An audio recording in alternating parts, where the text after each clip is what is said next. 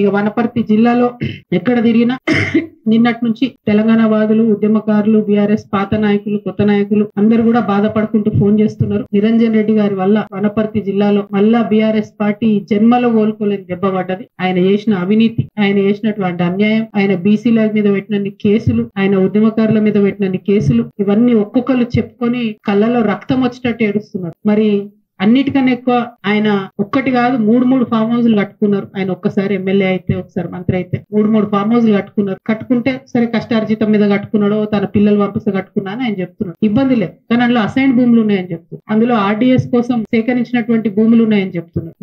మొత్తం కృష్ణా నది కంప్లీట్ గా ఒక కాలువ అంతా మీ ఫామ్ హౌస్ లకు వెళ్ళిపోతుందని చెప్తున్నారు. దాని మీద మరి ఎందుకు ఇప్పుడు కాంగ్రెస్ గవర్నమెంట్ ఎంక్వైరీ చేస్తలేదు?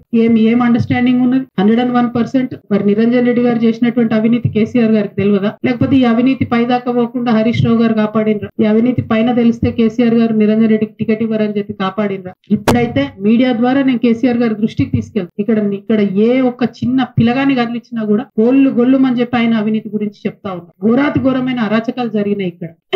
ఇట్లాంటి నాయకుల్ని ప్రజల మీద రుద్దడం ఎందుకు? ఉద్యమకారులను ఇబ్బంది పెట్టడం ఎందుకు? దయచేసి ఇట్లాంటి మనుషులు ప్రజా జీవితంలో ఉండకూడదు.